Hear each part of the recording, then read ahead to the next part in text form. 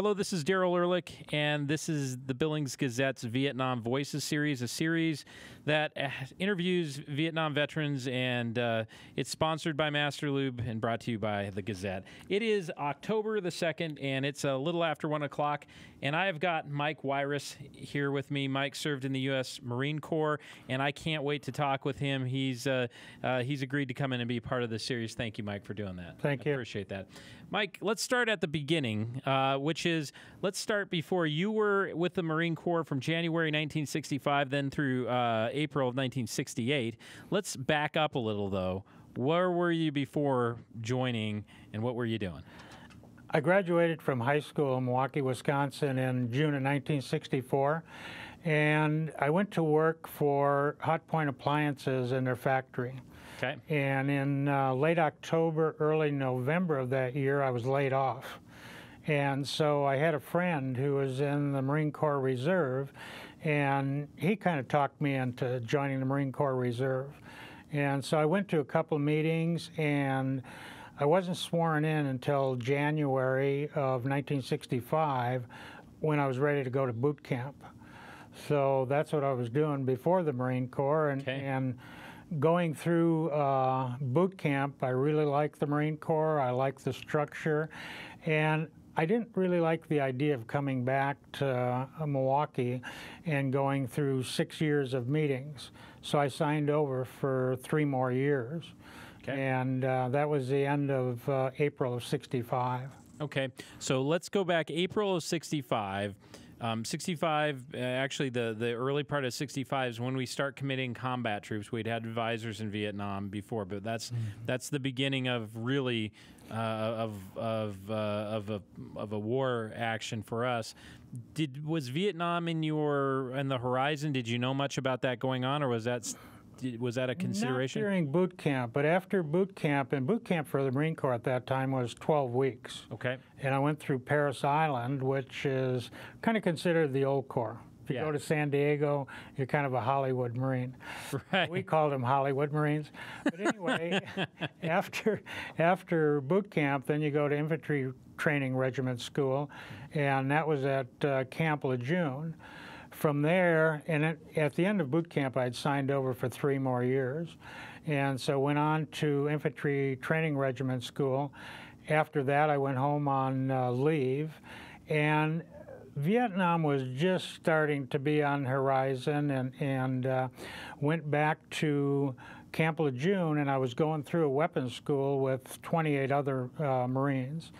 And we were asked if we wanted to go to Vietnam because they were filling divisions and billets for, they just needed Marines. And if we wanted to go out to Camp Pendleton, which the 28 of us agreed, let's go. We were Marines.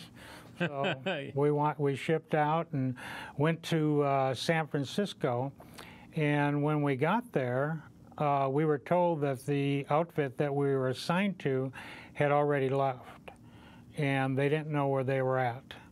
So, unbelievable, they gave us a choice on what we wanted to do. We could either wait for what they called a draft to take and be flown over as soon as they had enough Marines to fill a flight to go over, or we could go with the 7th Engineer Battalion, which was part of the 3rd Marine Division. And that was the last battalion that went over on ship, and they needed security. And so we volunteered to go as their security company. Huh. So. Wow. So even the coordination of the war was still kind of ramping up, it sounds like. I mean, they're sending whole groups over there, so these aren't replacement, and they're still up. We don't even know where these are, so it sounds like it was complete divisions of Marines that were going over there, and they were short in the divisions. And like I mentioned, we were asked if we wanted to go with the security company, and we were the security company for the 7th Engineers. And when I mentioned they were short Marines, our officers were not officers. Our officers were, one was a gunnery sergeant and 2 were staff sergeants that were Korean combat veterans. Okay. And that made a big difference for us. Right. Did they when you all signed up, said, "Hey, we're Marines, we're going." Any apprehension about going to war? No, we were gung-ho. We thought, and to be honest with you, at that time, most of us thought we'd be home in 6 months. Really? You thought this was going to be a short war? We're just going to go be a cakewalk. You know, we were Marines. They were sending in all the troops. We had divisions going over there. We'd be home in 6 months. And so were the Korean vets, were they nervous at all going back to? No. They were gung-ho? Okay. Not at all. So how long does it take to get over to Vietnam by ship? It took us about 2 weeks with one stop in Yokosuka, Japan. And we weren't allowed off the ship, but officers and some NCOs were. But we were there for maybe about 12 hours. Okay. And then on our way to across the China Sea to Vietnam. Where'd you land? Where was the port? That was kind of interesting, too. The Marines, when you're on a naval ship, and the Navy's got great food, and they woke us up about 2 o'clock in the morning, and traditional, you're going in, they feed us steak and egg breakfast. We went up topside, and there were 3 destroyers sitting off of, we were just south of Da Nang, and those destroyers were just pounding the shores. And we sat there till almost dark. On topside, they brought out sandwiches or whatever for lunch, and then we finally went in Higgins boats. We went over the side, down the nets, into the boats, and then into, it was close to the harbor in Da Nang, where trucks picked us up, and we went inland, and that was just 28 of us. It wasn't the rest of the battalion, it was just the security. And when I mentioned, you know, our officers, these sergeants that were combat veterans in Korea, they gave us a lot of, you know, hints and everything, and talked to us constantly on the way over. We had schooling, like, you know, classes on what to expect. So they really prepared us because they'd been in a situation before. Yeah, what were some of the, give me an idea, a flavor of what some of that was like. What did they? They told us, well, you're going in, you know, it's dark, you're setting up a perimeter. We dug in foxholes. There's no lights, there's no nothing, you couldn't smoke. And you were told, you know, what's going to happen. You know, you sleep, if you're going to sleep, you sleep 2 on, you're with a buddy in a foxhole, and he's going to be awake, and they would come around at night, you know, especially the first couple of nights, because that's when you expect to get hit with a new unit coming in. And so they just prepared us for that. And going in the dark, and although, you know, I did a lot of hunting and fishing, you know, previous in high school and growing up, but there were a lot of Marines that, you know, you take somebody out and there's no lights and put you in, you know, you're just out in the dark in a foxhole. You know, it can be kind of intimidating. Yeah. Were you, even though you'd done that, was that kind of intimidating for you? I mean, because you're in a new place. Not really for me. Okay. You know, the effects of it were later on when I came home. Right. So it delayed. Delayed, yeah. right. So you get over there and you're watching all this stuff. The destroyers just pound outside of Da Nang. That's got to be quite a show, and yet also a realization to where you're going too. Oh, definitely. Okay. Definitely, that you're going into a combat zone. Yeah. What do you remember about, what are your first impressions of Vietnam actually being on land? The humidity and the smell. What about the smell? Well, it's just different. It's kind of a putrid smell in a way, and just when you get in where you see the locals in the villages and their cooking pots and all of that, it just has kind of a stench to it that kind of, you know, it's something that, you know, had never experienced before, that, you know, it stays with you. Yeah. So you still remember that Oh, smell. yeah. And then you're getting to a place that has not been, it sounds like, established. I mean, a lot of the vets that we've talked to who, you know, they were replacements, so they were going to places that had already been established. But you're going in to kind of to set up shop, to set up camp then, right? It was, right. So And I slept on the ground for probably the first 2.5 months before we got tents, and you still slept on the ground inside of tents. Okay. So we were, and then during the day, at night you manned the perimeter, and during the day you were digging foxholes or building bunkers, and we had other jobs we did also. Right. So this sounds like a lot of heavy labor, manual labor, right? In building the bunkers, yes, and then helping set up equipment for the engineers, and also had we were assigned. I went on several details with the Seabees, riding shotgun on their equipment at night. And what was that like? that was the first experience of being shot at, and you don't really hear the shots, but you hear the rounds hitting the side of the equipment. Okay. What does that sound like? And it's kind of neat that you asked that, because here, a couple of years ago, I was going up to do some bow hunting up near the breaks, and I got out of Winnet, and all of a sudden I heard this pinging on my truck, and I said, I know where that sounds from. The pinging on my truck was grasshoppers. I was going through a swarm of grasshoppers, and they would hit, and they would make that ping, and I recognized it, and that's what the shots sound like. Shots sound like. Wow. Hitting the vehicles, hitting the metal. Huh. So when you're first shot at, and sorry, I have not been, you'd think a newspaper editor might have some experience with that, but no, not that I'm giving anybody an idea. What's your reaction? What do you do when you're when that first happens? Because it's not something that most of us. Well, it puts you on a high alert, and I don't know, and I don't think I was ever personally shot at, but the rounds hit close to you, and you're looking for where it's coming from, and you're trained to take and react to that, okay, to try and through your tactics and training, to try and locate where the shots are coming from, because when I was there, we were basically, the firefights that we were in were with the Viet Cong. They weren't with the North Vietnamese regulars, and it was just mostly Viet Cong. And it'd be sniper fires, when we were at running as shotguns on vehicles and that, or at your bunkers at night, and it would only last for a few minutes. Right, right. So, so you're running convoys, and you're when you're set up, are you just right outside of Da Nang? Is that where these, or where you? Right. We were below Marble Mountain. Okay. And what we called Monkey Mountain, and it was just these big mountains just outside of the Bay of Da Nang.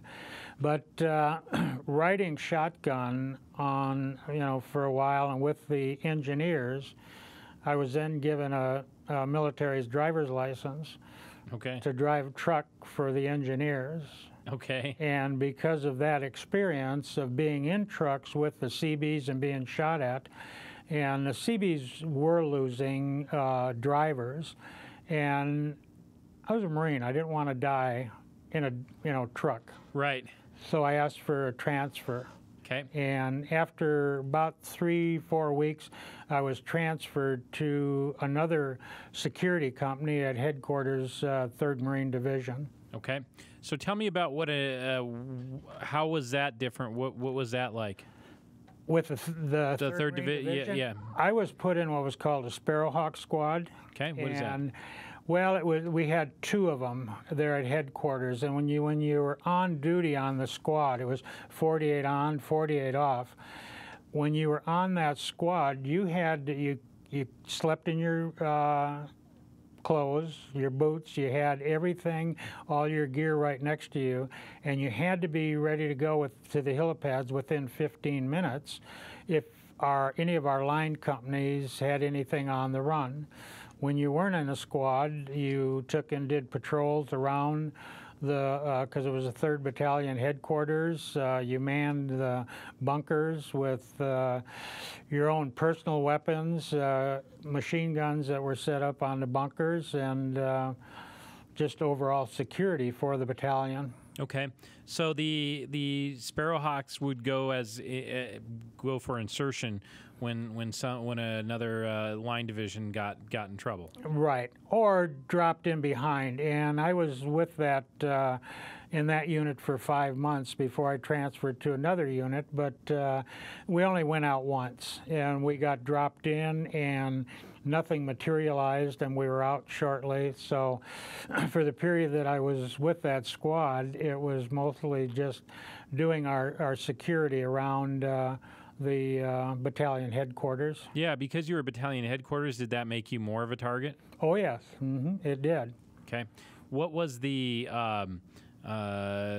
so because you're fighting the Viet Cong, would they try to mortar in on RPGs, or how would they try to mortar sometime, but mostly, and we had a lot of civilians that came in and worked in the camps in that, and the big thing was they would set booby traps underneath the vehicles, and you really had to watch out for that. So we did the security and did the sweeps, checking for that. I think we only got mortared maybe 1 or 2 times, but the biggest thing was sniper fire at our bunkers. They were just, I don't know if it was harassment at that time, and just testing us. That's got to be kind of nerve-wracking. It is, in the bunker, and you'd, at times trip flares would go off, and you'd see, individuals or, shapes of bodies running in the trees, and you didn't know if they were farmers or if they were the Viet Cong out there. Yeah. Because they blended into the villages. You just didn't know who they were. Right. And those the trip flares, as I've at least been described, is you could see them in shadow. It would light them up. Right. Kind of. It sounds rather eerie or spooky. It is. Yeah. It is. When that goes off and you get a reflection kind of off the trees, you see the shadows and things moving in the shadows, whether they're real or you're imagining them. Can you shoot? We had there was no rules of engagement. Okay. And we were taught that too when I first went over with those sergeants that were combat veterans, is that we didn't have any rules of engagement. That, if somebody came up to our position and was threatening, you opened fire. Yeah. You didn't give away your position. Right. Did you, so you're on 48, off 48. Yeah. And so you go on patrol. Do you have to stay up for 48 hours, or can you go to No, you could sleep in your tent, but you had to be sleep ready. in your gear right by. You could unlace your boots, but you kept them on. So you were ready to go. Yes, so you're good at sleeping in your clothes. Right. Actually, I don't think I slept for 13 months. That's besides the point. Yeah, I've heard similar stories. What's an average day like for you in that particular job before you transferred again? With the engineers, or with the as a Sparrowhawk? If you were on security on the perimeter, usually at night, then you may get some sleep for a few hours after it got light till about noon. You may take in pull duty going on patrol out around the villages. As far as the Sparrowhawk squad, when you were on duty, you could still take and pull perimeter and at night or whatever, but you just had to be ready to go. And you had backup with the other squad that was maybe not on. They were, off the squad, that they would back you up on the perimeter. And what's there to do when you're off for 48 hours? Not a lot. Yeah, because you just can't go to a movie or go somewhere, no. right? I mean, no. You're right. So is there anything to do? What do you do to pass the time? After a while, we could go into the villages, and there was a pacification program on at the time that came down from, Washington, and we had villagers that came in, and you could also go to the orphanages and help with the kids, on your free time and things like that. And the kids were, just kind of heartbreaking to see them, because they would go in and go through our C ration dumps and look for food and really felt sorry for the Vietnamese kids. Yeah, yes. Did you get much interaction with the Vietnamese locals? I mean, when you go to the villages? No, not really as far as getting to know any of them. You helped the kids out when you could and went into the orphanages, and it was just, talking to the kids or trying to talk them and be friends with them. That we weren't the, big bad guys. The marauding invaders. Right. Did you, when you drove around, what do those villages look like? What are they?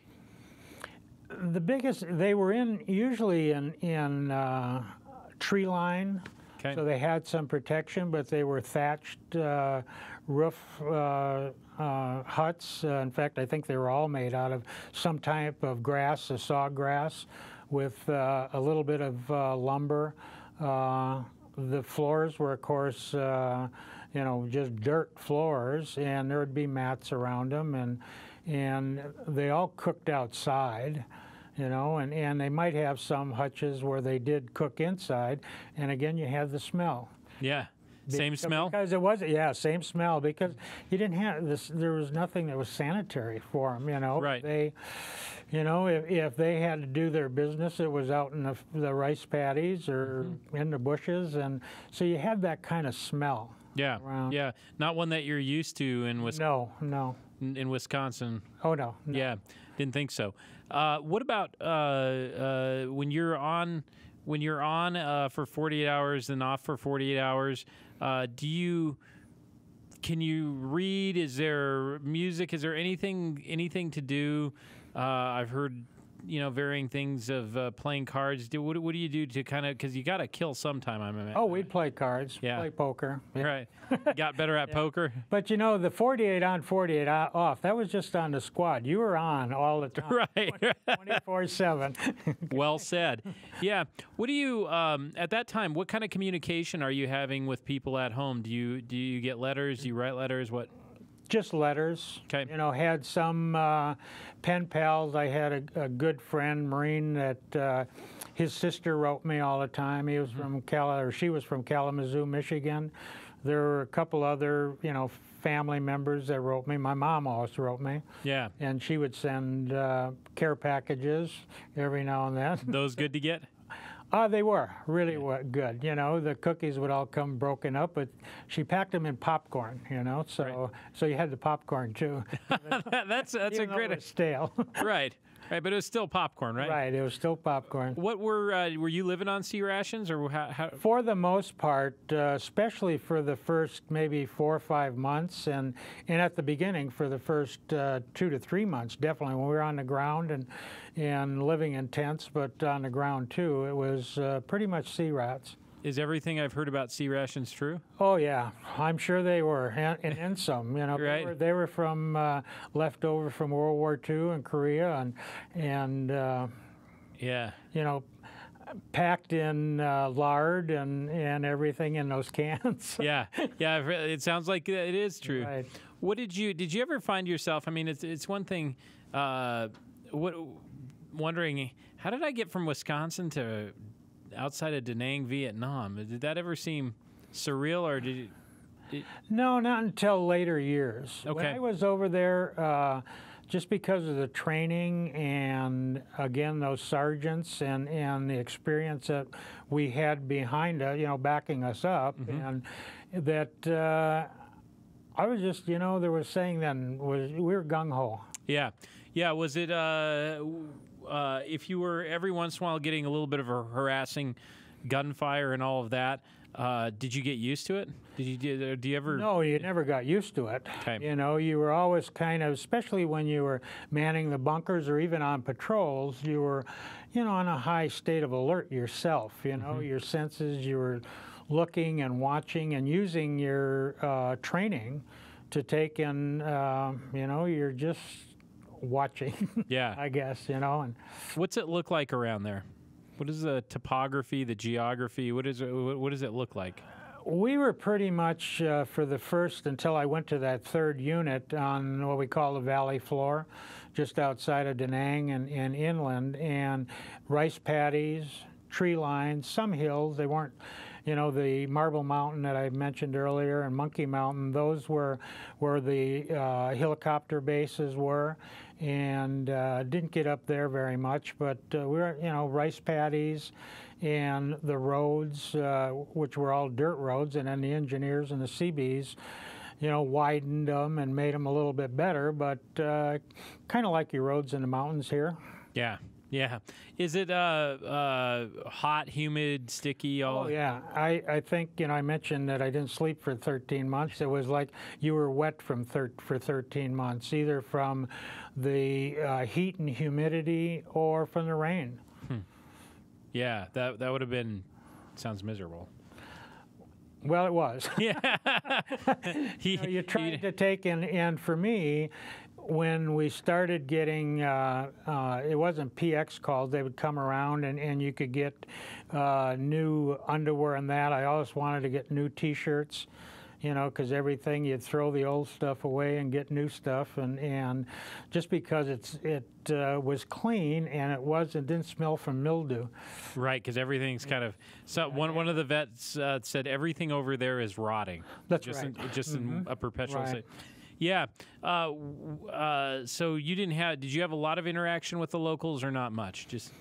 Just a certain amount. You Right. know, I didn't personally get to know anybody other than, you know, you'd talk to the kids and they were always asking you for something. They wanted money or they wanted food or candy. And Right. but we did have, you know, we had to watch out too, where I mentioned, you know, they worked in the camps. We had a corpsman that was killed by a little girl. And it was set up probably by the Viet Cong, you know, had her parents and were threatening them, and she had to take in, you know, a little girl like that having a .45 pistol and shooting somebody that was a shock. Yeah, that would be pretty tough to see all the way around. So you had to be leery of, you know, not only the older ones but the kids too, because you just didn't know. Right. What's the camaraderie like among the Marines, and what's camp life like?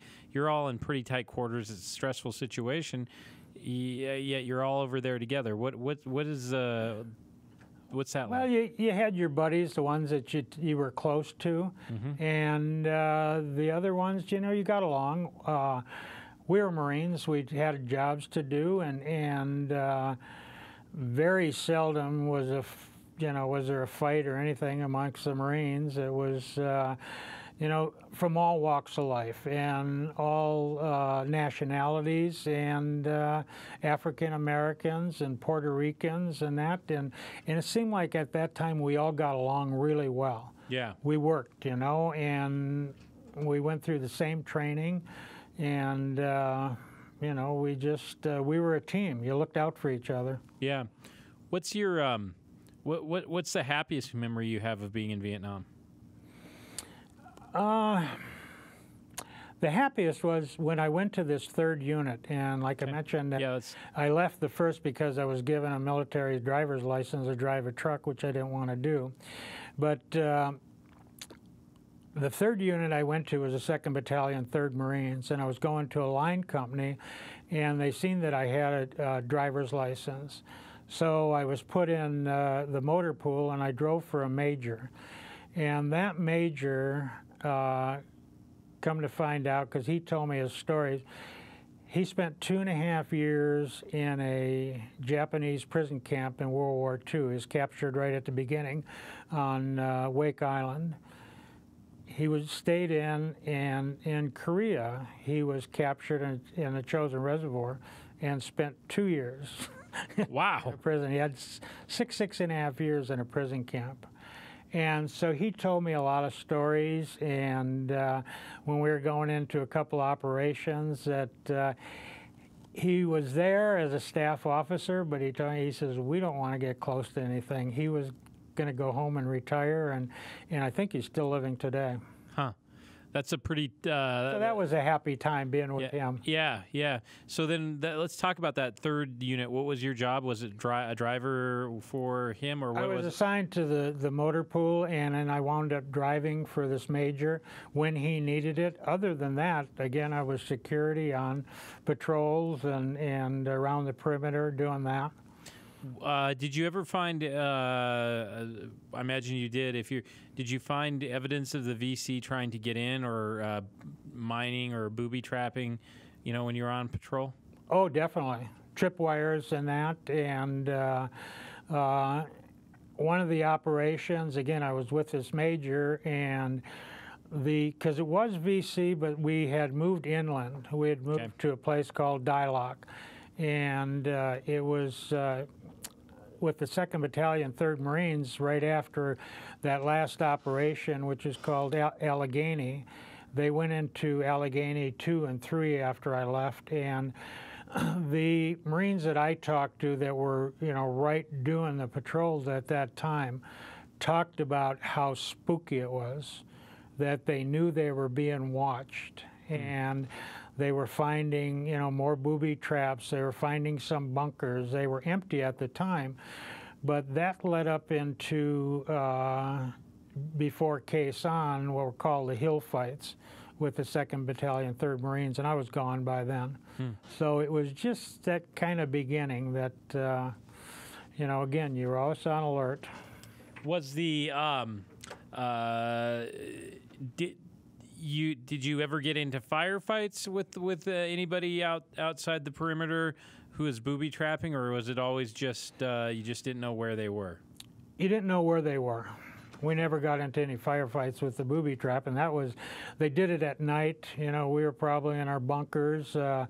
We did have one instance where we had a fair number out on patrol at night. I wasn't, I was in and then put on alert, where we had a number of casualties that got hit at night on one of the patrols, and so then you're really high alert. But I didn't, I wasn't in any of that type of combat.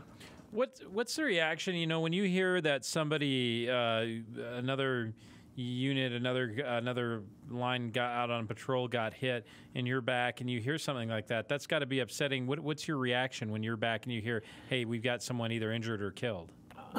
Well, it's disconcerting because they're your brother Marines, and when you mentioned the booby trapping or whatever, but you're just concerned for them, for their families. Yeah. Yeah. Was it hard? Was it hard to be in an environment where you felt like you're being watched, or at any moment you could get gunshot at you? Oh, definitely. Yeah. You were just kind of anxious and on high alert all the time. Yeah. And you just really, for me, I didn't want to let my guard down. And when I mentioned we moved inland to a place called Dialock, Hill 37, it was an old French fort. And that was part of the lines leading up, the French had back before Bin Din Phu when they got defeated. And from our vantage point, we had line companies on hills around us, and actually seen them get hit more than we did. And you could see the, explosives at night and the trip flares going off and so forth on the hills around us.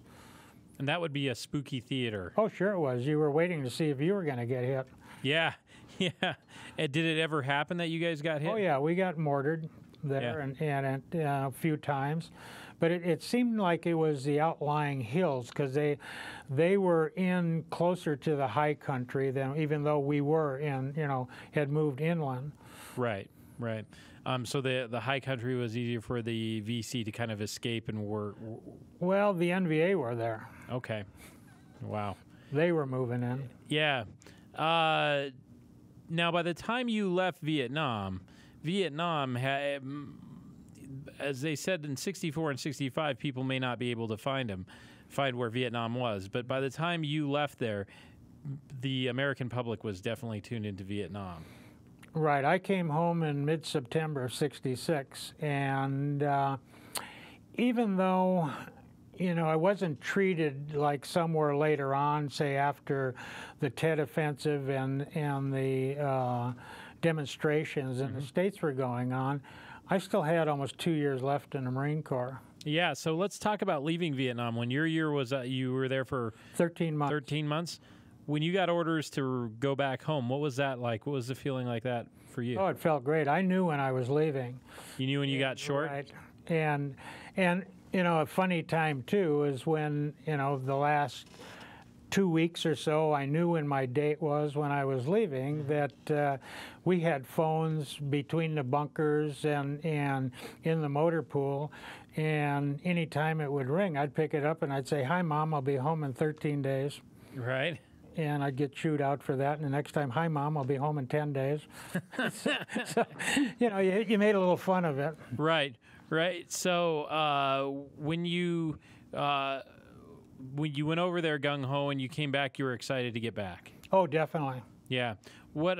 Let's talk about shipping out of Vietnam. How did that happen?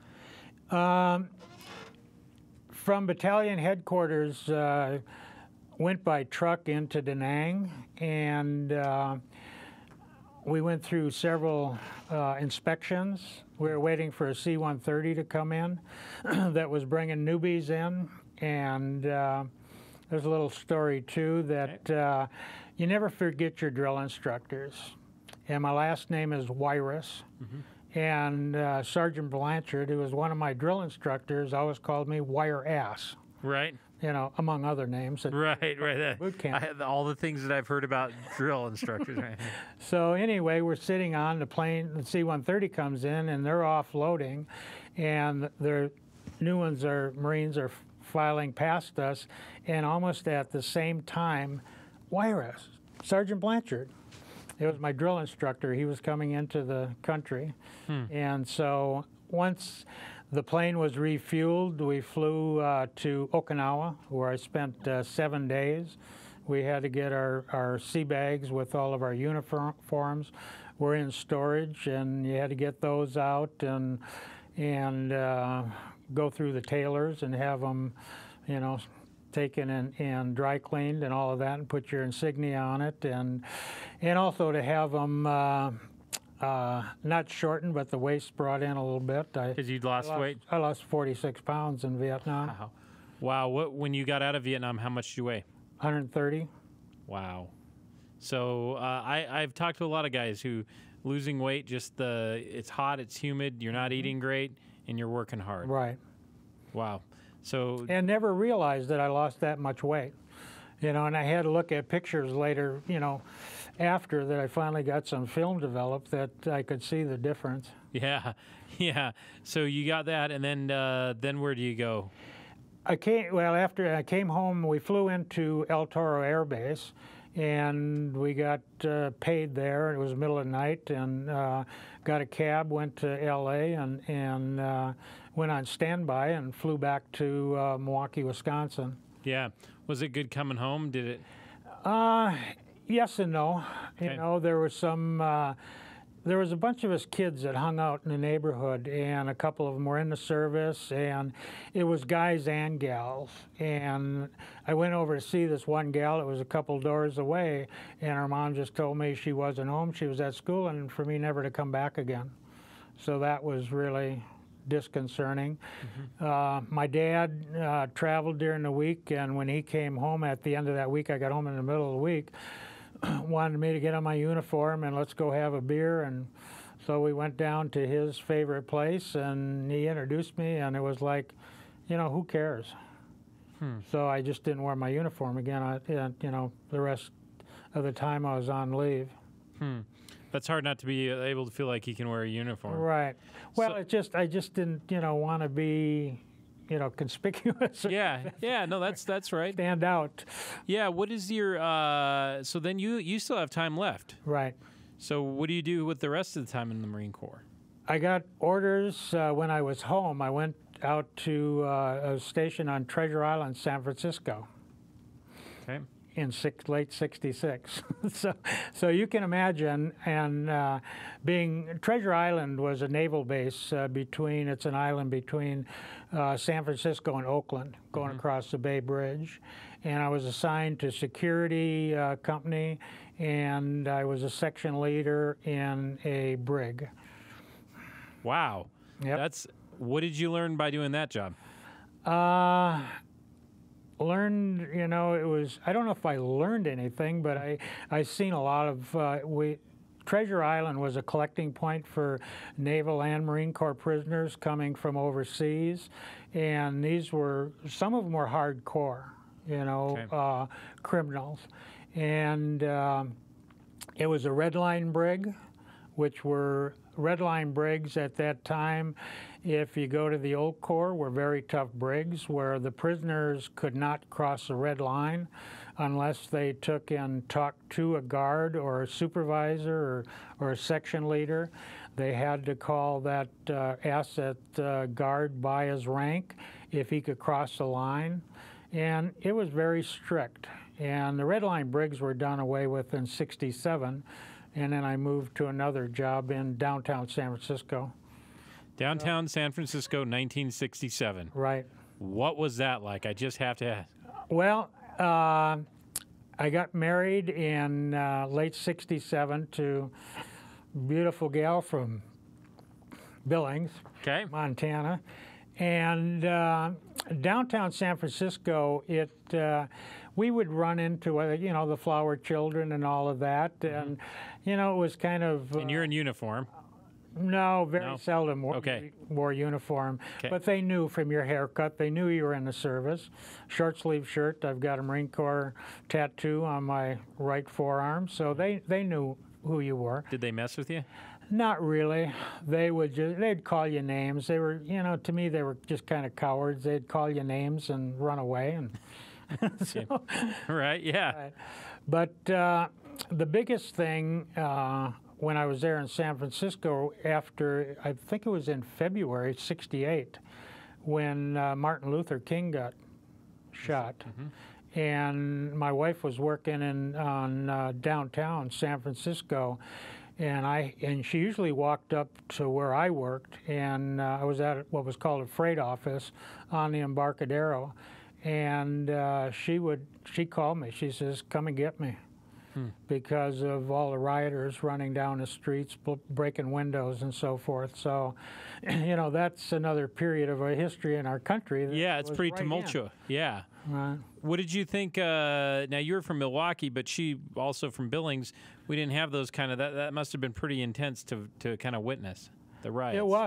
It was, you know, and back in Milwaukee in '68, even though I was there were, you know, there was lots going on in the country with demonstrations, and of course with Chicago, and with Martin Luther King being killed, and, you know, and you're not, I was junior in high school when Kennedy was killed, and so you had and Robert Kennedy was killed, you know, a lot of things, history at that time, bad things, you know, were with the assassinations, so. Right.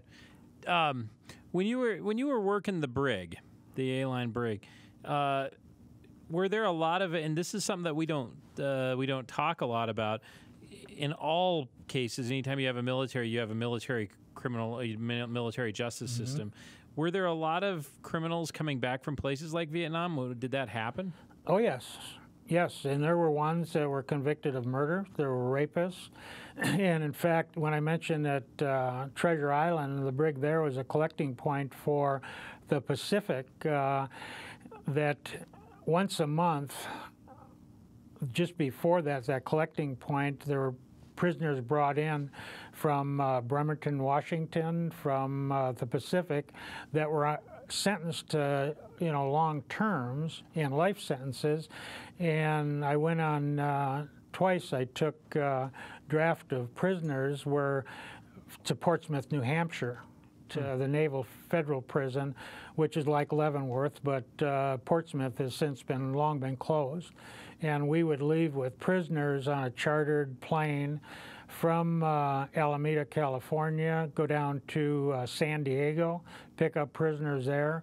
From there to Corpus Christi, Texas, pick up more prisoners, then up to Portsmouth, New Hampshire. That's a long. Yep. It's a long, circuitous flight. And recently, there was those Marines that were killed in that one town, I think it was in Tennessee, where they've talked about, why aren't they armed and everything. We were armed. We carried shotguns. We had 45s. The only time that we didn't have them was when we were on the plane. They were put in satchels, and they were locked in the pilot's cabin. But when we got off and the prisoners were allowed off the plane at each stop to take in, get some exercise and use the facilities there, that we were given back our weapons and we carried them. So wow. we were armed. Yeah. Wow. So looking back, what was the scariest moment when you were in Vietnam? Was there any moment that you thought, I may not get out of here? The scariest moment. I really can't remember to take in, something that was really scary. It was after that. And I think it was probably the scariest times was being in the dark. If you were on patrol, if you were sitting in for a while on patrol in an ambush situation, or even in the bunkers, because there was usually just two of you. And I could remember, I mentioned from Wisconsin, I hunted a lot.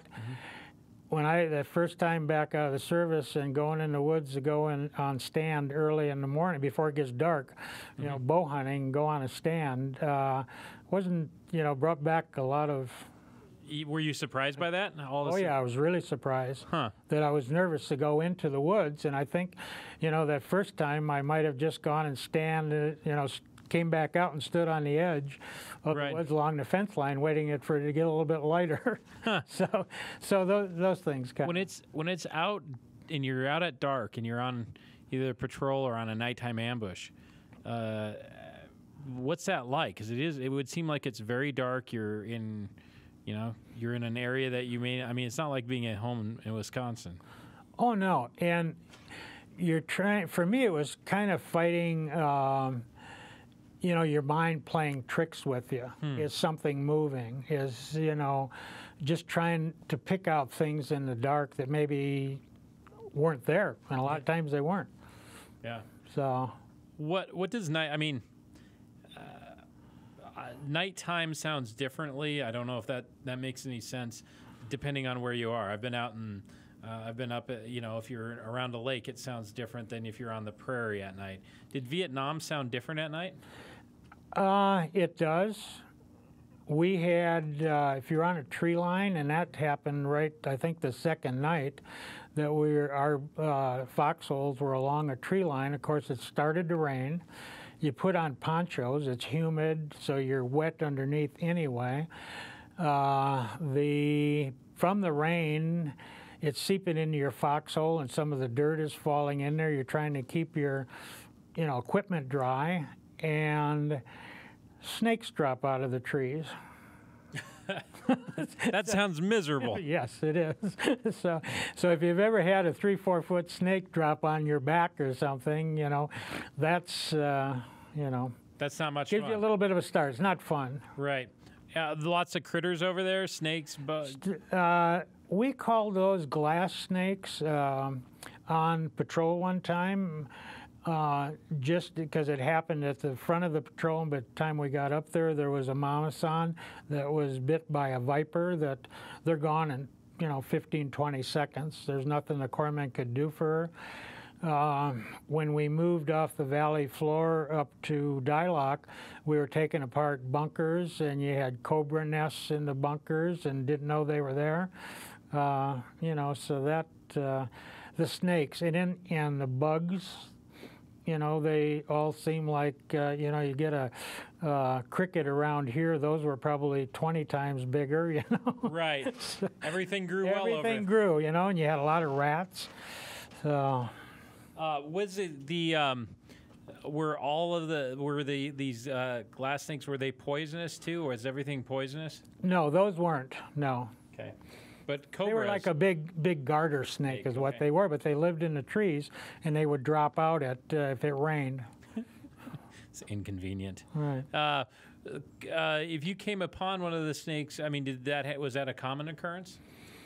Pretty much, yes. Okay. I didn't see the Vipers weren't, and the Cobras were every now and then you'd run when you were taking apart bunkers, that type of thing, or digging someplace where you had to get you didn't know, in bushes where they would have nests. Yeah.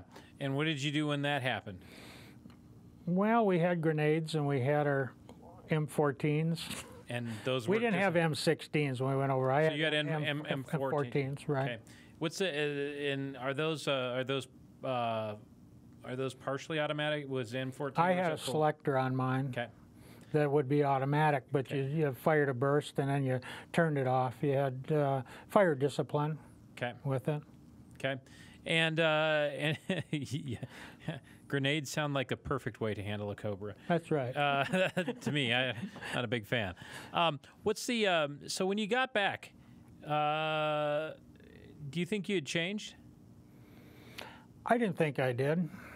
Did others? But others did. Yeah. How did they think you had changed? They never told me. Okay. There were just some close friends, and I was close to one family, and the mother of that family says, "You just changed," and never an explanation for it. But is the implication that you didn't change for the better, or you? I really don't know, because I didn't feel that I had changed in any way. But maybe I was more. I don't know if jumpy's the word, or that I was maybe a little bit more conservative on everything I did. Okay. And conservative politically, or just conservative about? Both. Okay. Both. What is, when you got back, when you got out of the Marines, you were married. Yes. And you had seen a lot of the world. Was getting back to civilian life a challenge? A little bit, in that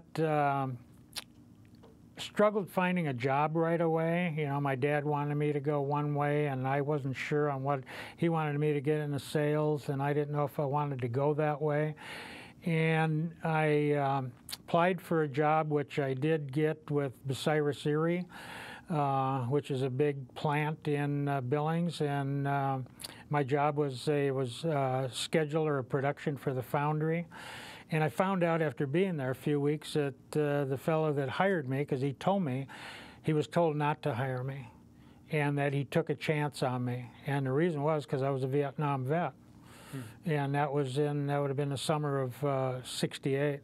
Okay, and you've been here since in the area. In where? Here in the Billings area, you've been. Oh no, we stayed in Wisconsin for about 9 years. Okay. And I went into sales. I left that company and went into sales. And then my wife's from Billings, and if I can mention her name, yeah, Kathleen Keating Wyrwas. Yep. And has a big family here in Billings, and 7 older brothers that are like brothers to me. And we've moved out here. Yeah, yeah. So. Would you consider your time in Vietnam to be a good thing? I do. I look at it as an experience in life. It's one of those things you go through, and sure, there's things you look back on that it bothered me at times, but I read a lot of history, and I've learned a lot of things about, that period. And even when I was there and what we were doing, it took me a lot of years to take in, read and find out, the politics behind it and what was going on. And but I've always looked at it as an experience in life. Yeah.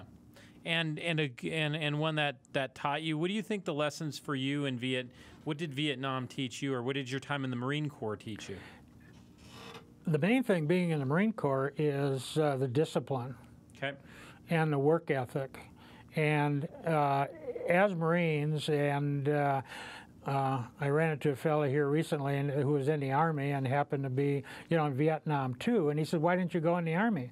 And I says, "Well, you see that commercial? It says the Army says you should be all that you can be." Yeah. I did. I became a Marine. But I like the discipline. And I like the fact that just the way the Marines dress. That we have a different language. We wear covers. We don't wear baseball hats. We wear blouses. We don't wear, it's part of your uniform. You wear trousers, and your shoes are always shined. you know, and that carried into, you know, civilian life. So I like the discipline with Right. that. Right. Did you, you said you've read a lot about it. And interestingly, one of the things that I found most interesting about these interviews, talking with a lot of the vets, is they've become real students of Vietnam and of the era.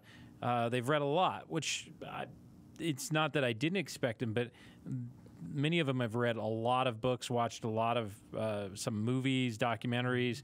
Why do you find yourself going back and rereading that and studying it? I didn't, you know, I basically, when I got out of the service, and because the way we were treated, and I wish I'd have kept my uniforms, but I just gave them away. And I just stayed away from everything as far as the Marine Corps and what was going on in Vietnam. I had a younger brother who was in the Marines, but he was in the Mediterranean for over a year. He went in for 2 years. My oldest brother is a West Pointer, and he was there during Tet as an artillery officer. And other than following them, I just stayed away from everything Vietnam. And our daughter, who is our youngest, when she was a sophomore in high school, and I had an office, one bedroom that was made into an office in our home, and I was gone for a while, and I came back, and I was in the office one day, and she come in, she said, "Dad," she says, "what's in the box up there?" She says, "I was looking for something because the closet was like, I had a file cabinet in there, and I had forms and things on the shelves, and on the top was a couple boxes where I had albums from Vietnam." And she says, "You never talked about it." Well, we did. Okay. What was that experience? It was, you know, we cried a lot. Mm-hmm. Talked about the pictures and what it was like over there, and we laughed. Mm-hmm. And so it was just, it was one of the first times I've ever talked to one of children, you know, about Vietnam. Mm-hmm. And so, you know, that's got me interested in reading more about it. And one of the first things I read, too, it was actually 19 years after I'd been there, that when I mentioned the destroyers shelling, you know, pounding ashores and everything, that was the beginning of the first Marine sweep and destroy south of Da Nang that was called Operation Starlight. So I found that out 19 years later. Right. So is this kind of putting it together? I mean, putting some things together, too, for you, how you worked into that whole big picture? In a way, yes, on what I did over there, why we were there, and so forth. Yeah. Yeah. What are some of the books that you have read that you think either captured or do a good job of it? There's a book that goes back, and it has to do with Ho Chi Minh, starting in the 1930s when.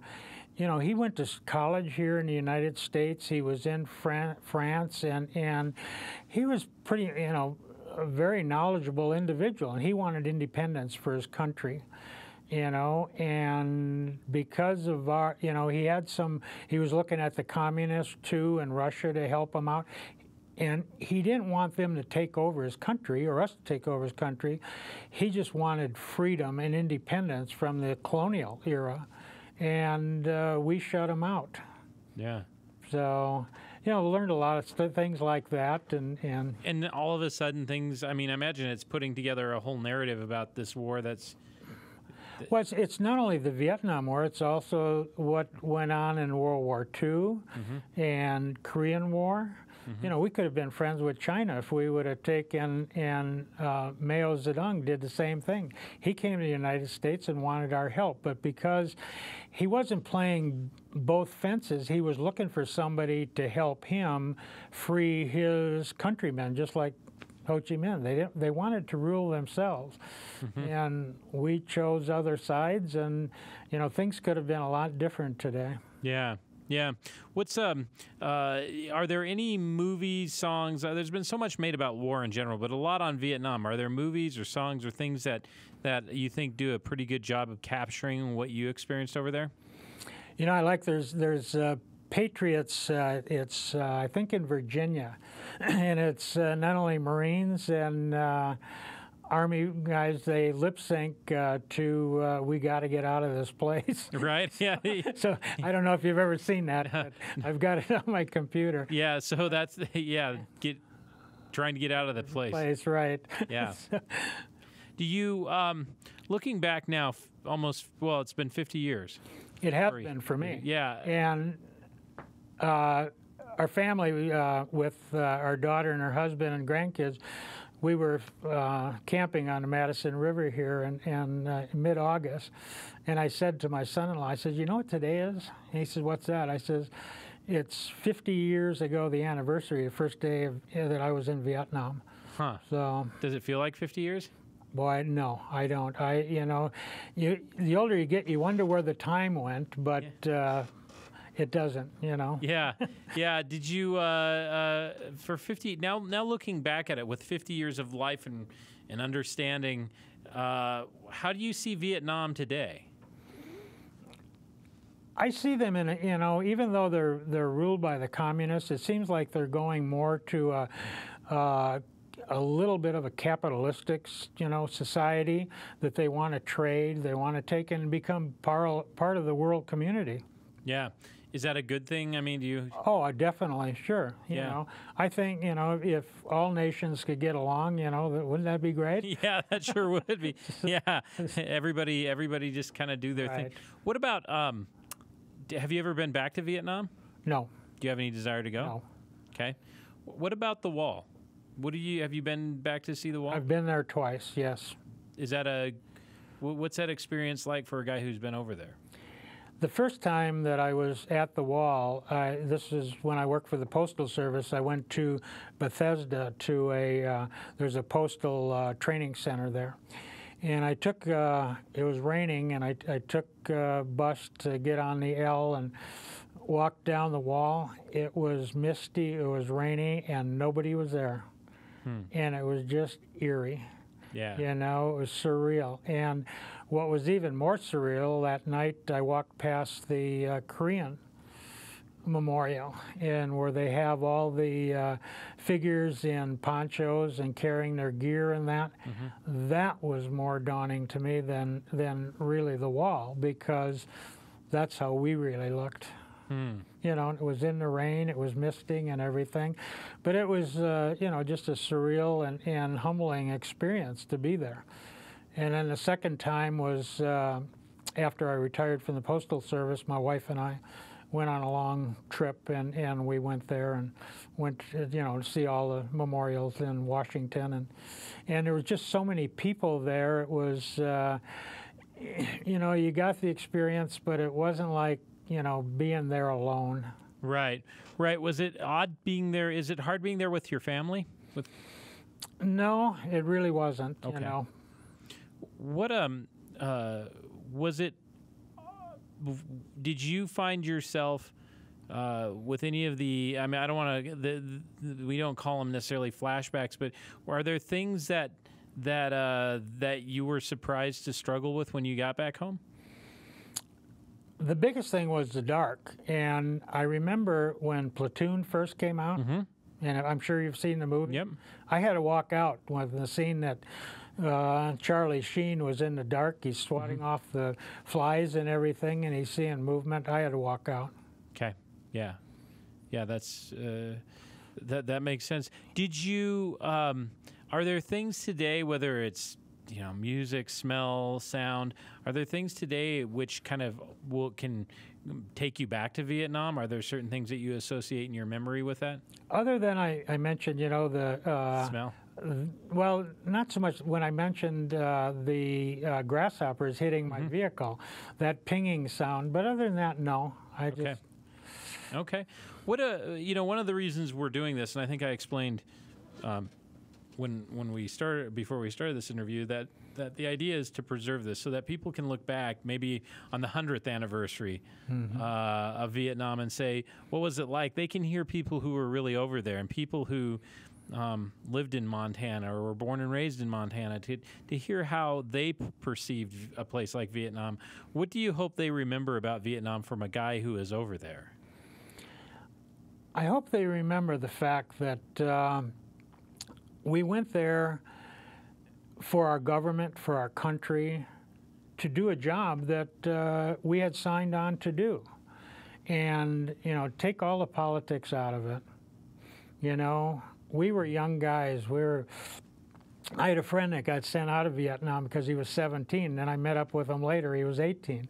You know, so we were 18, 19, 20-year-olds and came back a lot older. Yeah. You know, some of us came back that really had what's called PSTD, and some of them, you know, just couldn't get over it. And, you know, and I think because of it, the biggest thing to learn from it, and I think we have, is that we're treating the vets today coming back from Iraq and Afghanistan a lot better. Is that good for you as a guy who may not have been treated well coming back? Is that good for you to see that we're doing that? Oh, definitely. You bet. And the one thing I'd like to say, too, in regards to that, and I do use the vet center here, and these people are great.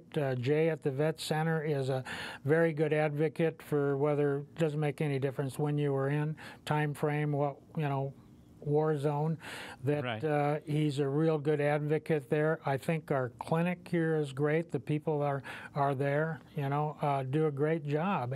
And so I hope they continue, and the people get to know that there are people out there helping the vets from today.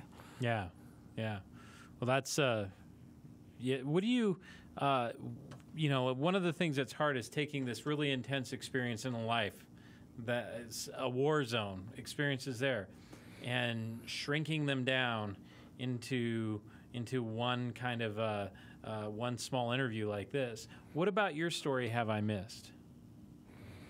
The biggest thing probably that we haven't talked about is I started having heart problems when I was 39. Okay, let's talk about that. Okay, and I had open heart surgery at 59. Okay. And it's all attributed to Agent Orange. Okay, so you had exposure. They finally recognized what I have as ischemic heart disease. They finally recognized that with the VA as part of the Agent Orange Act around 5 years ago. Okay. And it took them a long time to get there. Yeah. What was that like? When you started having problems at 39, did you suspect that it was Vietnam at all? I had no idea. Did you have a history of heart problems in your family? No. No, we have a long life. You know, my mother and dad basically died from, you know, heart attacks, and some of, you know, my aunts and uncles, but they were in their, you know, late 70s, 80s. They weren't in their 30s. Right. Were you injured in any other way over in Vietnam? I had a couple broken toes once, and when you mentioned the scariest time was I wrenched my back, and we were living on the ground in tents, and a corpsman gave me a muscle relaxant, told me to go lay down and, you know, kind of on light duty for about 24 hours and you'll be fine. What he did tell me was that I was immobilized. I was laying there and I couldn't reach for a weapon, anything, and I thought if we get hit, I'm toast because I couldn't move. So that was a scary. You know, right, you realized it, but your body wouldn't react. Right. Yeah. So how do you get to discovering that this was part of Agent Orange? How did that work? My older brother alerted me to it because he's had open heart surgery and he's had heart problems. So he mentioned that the VA was looking, or not the VA, but it was in the Federal Register that it was going to be placed in as part of the Agent Orange Act, and that to apply for benefits. And it still had to go through the process of going through the Federal Register. Once it gets in there, though, that unless a senator or congressman, you know, object to it, that it normally goes through, and it did. It took a few months or several months, and it went through. So you've been getting treatment for that? Right.